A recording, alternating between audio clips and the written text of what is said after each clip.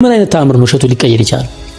አንተ ዛሬ ካመንክና ትልቅ ደረጃ ደርሳለሁ ካልክና ከተገበርካቸው ከ5 ዓመት በኋላ በእርግጠኝነት የስኬት ማማ ላይ ነው የምንገናኘው። እሱንም ካገኘኸኝ ነው ቢዚ ነው የምትሆነው፣ አታገኘኝም፣ አይመችም። አንደኛው ነገር ምንድነው? የመለኮት ጣልቃ ገብነት ነው። ዲቫይን ኢንተርቬንሽን ይባላል በእንግሊዝኛ። እግዚአብሔር አምላክ ያንተን ህይወት ለመቀየር ላንተ ላዘጋጀልህ ክብር ወይም በውስጥ ላስቀመጠው መክሊት መንገዱን ለመጥረግ ሁሉ ጊዜ እድሉን እየሰጠ ነው። በህይወት አይታወቅም፣ አንተ አታውቅም። እድል እየሰጠ ነው። ትፈቅዳለህ ወይ? አሁን እግዚአብሔር ከፈለክ ጠንቋይ ቤትን ብትሄድ ከፈቀድክ በፍቃድ አይገባም። ወደ ዝሙትን ብትሄድ እግሬን ሽባ አድርጎ አያስቀምጥም። ምክንያቱም ለነጻ ፍቃድ ትተዋል። ወይ ወደ እሳቱ ወይ ወደ ዋዊድ ብሏል አይደል? ወደ መልካሙም ነገር የምትሄድ ከሆነ ከፈቀድክለት ይመራሃል መንገዱ። ለምሳሌ በሰው በጓደኛ በእህት በወንድም ወደ መልካም ነገር ጥሪ ያደርግልሃል። ከፈቀድክ ትቀበላለህ፣ ካልፈቀድክ በግድ አስሮ አይወስድም። እኔን እንዴት ነው እግዚአብሔር አምላክ ወደ መንገዱ የጠራኝ? ያጎቴ ልጅ ታመም ያለውና ጸበል ሊሄድ ነው፣ አብረን እንሂድ። አሁን እግዚአብሔር ሲጠራ መጀመሪያ በሰው ነው የሚጠራ። በጣም ስለሚወደው አይተውም። እምቢ ካልክ በራስ ይጠራል። መጨረሻ ላይ ግን መጀመሪያ በሰው ጠራኝ ማለት ነው። ታመም ያለውና ጸበል እንሂድ አለኝ። እሺ አልኩት። ለ14 ቀናት ሄድን። አሁን እግዚአብሔር በህይወት ተአምር እንዲሰራና ጣልቃ እንዲገባ መፍቀድ ማለት ምን ማለት ነው? 14 ቀን ሙሉ እዛ ገዳም እሱ ሲጠመቅ ደብረ ሊባኖስ ነው ያለነው። ጧት እንነሳለን፣ ሌሊት 10 ሰዓት ዳገት ላይ ነው ጸበሉ፣ በጣም ሩቅ ነው። በእግራችን ነው የምንሄደው። ተጠምቀን እንመጣለን። ገድል ቤት የሚባል አለ። ገድል ይነበባል። መንፈስ ህመም ያለባቸው ሰዎች ይጮሃሉ ገድሉ ሲነበብ። እዛ ቆመን ገድል እናዳምጣለን። ከዛ 4-5 ሰዓት ላይ ለቅዳሴ እንዘጋጃለን። ቅዳሴ 7 ሰዓት እንገባለን። እስከ 9 ሰዓት እናስቀድሳለን። ከዛ በኋላ ምግብ ተመግበን ማታ ደግሞ ውዳሴ ማርያም ይደረሳል። ጉባኤ አለ። በሳምንት 2 ቀን ለቅዱስ አባታችን አቡነ ተክለ ሃይማኖት ከሰማይ የወረደላቸው መስቀል አለ። እሱን እንታሻለን በመስቀል። ተግባር ቤት ዳቤ የተጋገረበት እርጥብ እንጨት ነው። አይነ እያየ ውሃ ያርከፈከፉበት እንደ ጧፍ ይነዳል። ይሄ ቃል ኪዳን ነው ለአቡነ ተክለ ሃይማኖት ተሰጠ። አሁን ዛሬ ብትሄድ እርጥብ እንጨት የዛፍ እርጥብ ቅጠል ያለው ውሃ ያርከፈከፉበት ይነዳል እንደ ጧፍ። ያ እሳቱ አመድ ይሆናል። አመዱ እምነት ነው። ያንን እምነት እየተቀባን በበረከት ውስጥ 14 ቀን አሳልፍና 14 ቀን በበረከት ውስጥ ስናሳልፍ ለእግዚአብሔር ፍቃድን የሰጠውበት ጊዜ ነበር። እግዚአብሔር አምላክ ሆይ በቃ የህይወቴን መንገድ አንተ ምራው ከዚህ በኋላ የሚል ፍቃድ።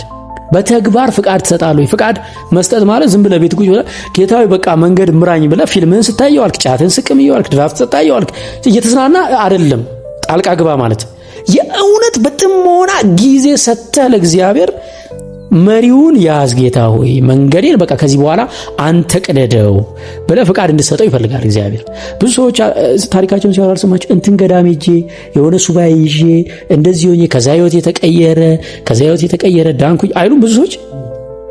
ያ ማለት ለእግዚአብሔር መሪውን የሰጡበት ጊዜ ነው በህይወታቸው። ሳያውቁት ነው ግን የሄዱት አብዛኞቹ። አሁን አንተ ኮንሺየስሊ መሄድ ትችላለህ፣ ይሄን ሰምታል። ከዛ እግዚአብሔር ጣልቃ እንዲገባ በህይወት ከፈቀድክለት በኋላ መንገዱን ይመራል እግዚአብሔር። መንገዱን ሲመራ በጓደኛ በሰው ትምህርት እንድትማር ሊሆን ይችላል፣ የሆነ ቦታ እንድትቀጠር ሊሆን ይችላል፣ ከሆነ ሰው ጋር እንድትሰራ ሊሆን ይችላል፣ የሆነ ነገር እንድታነብ ሊሆን ይችላል፣ የሆነ ስራ የራስን እንድትሞክር ሊሆን ይችላል። መንገዱን ይመራል። መልእክቶች ይመጡልሃል ወደ አንተ። እነዛ መልእክቶች መቀበል አለመቀበል ያንተ ፋንታ ነው። እኔ ልክ ከደብረ ሊባኖስ ስመለስ ከ5 ዓመት በፊት የማውቀው ሰው ደወለና መድረክ ትመራለህ ያለኝ። አዎ እመራለሁ አልኩት። ሄድኩኝ፣ ተደራደርኩ። ለካ የኛ ፕሮጀክት መድረክ ነው። አይዳ ነች መድረኩን የምታስመራ። ተቀጠርኩ። ያኔ ጀመረ የኔ መንገድ ማለት ነው። የኪነ ጥበብ ሙያ መንገዴ ከአይዳ ጋር ተገናኘው ጀመረ ይዛ። ከዛ መድረኩ ሲያልቅ ከ2 ዓመት ነው ከ1 ዓመት በኋላ የሬዲዮ ፕሮግራም እንድመራ ተጠራሁ። የሬዲዮ ፕሮግራም ለ3 ዓመት መራው። በ3 ዓመት ውስጥ እየሰራው ተማርኩ። የመጀመሪያው ፖይንት ይሄ። ለዛሬው የዩቲዩብ ስኬቴ ኤዲቲንግ ምንድነው፣ ካሜራ ምንድነው፣ ፕሮዳክሽን እንዴት ይሰራል፣ ቱ ማኔጅ ሾው ቲም፣ ሁሉን ነገር ካይዳና ከሰሎሜ በ3 ዓመት ውስጥ ተማሩ። በዛ ወቅት የማይማሩ ጓደኞቼ የነበሩ ተቀጥረው እየሰሩ 11 ሰዓት ስትል ቦርሳቸውን ይዘው እንደ ንፋስ ነው የሚከንፉት ወደ ቤታቸው።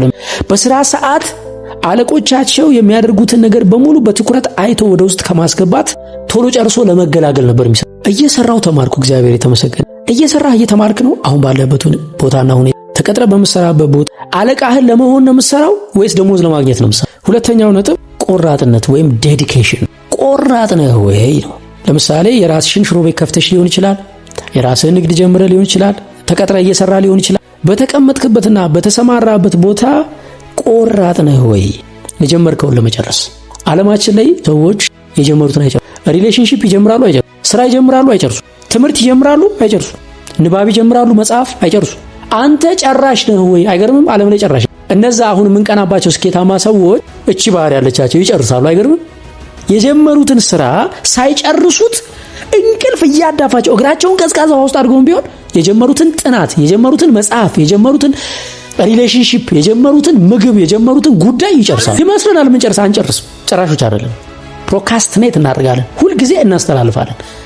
ጾም እንጀምራለን አንጨርስም፣ ሱባኤ እንጀምራለን አንጨርስም።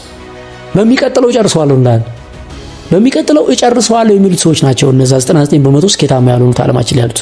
አሁንም በሚቀጥለው የሚጨርሱት ጉዳይ አለ። ስለዚህ በሚቀጥለው ስኬታማ ይሆናሉ። አምጭከ ስኬትህን ነው እያራዘምከው ያለው። አንተ ስራ እያራዘምክ መስሏል። ለካ የስኬትህን የመምጫውን ቀን ነው እያራዘምክ። ሶስተኛው ጉዳይ በኳሊቲ ትጨርሳለህ ወይ ነው። መጨረስ ብዙ ሰው ይጨርሳል ስራ፣ ግን በኳሊቲ አይጨርስም። አይገርም? ድሮ እኔ በቃ ብዙ ነገር ሞክሬ ጀምሬ አቋርጫለሁ። ብዙ ነገር ሞክሬ ያለው አሁን ስኬታማ ሆኜ ዩቲዩበር ከመሆኔ በፊት ስታንድ አፕ ኮሜዲያን ከመሆኔ በፊት ብዙ ነገር ጀምሬ አቋርጫለሁ እና ያለ ኳሊቲ ነው የምጨርሰው። ከጨረስኩም የድረስ ነው የምጨርሰው። ከጨረስኩም ለአመል ያህል ነው የምጨርሰው። አሁን ዶንኪ ቲዩብን እያዩ አንዳንድ ሰዎች ይደነቃሉ። እሺ የምትሰሩት ማስታወቂያ አይደለም፣ እንዴት ነው እንደዚህ አይነት ማስታወቂያ የምትሰሩት ይላሉ። አይደለም የኔን ቪዲዮ የስፖንሰሮችን ማስታወቂያ ስሰራ አሁን ላይ በጥራት ብቻ ነው የምሰራው።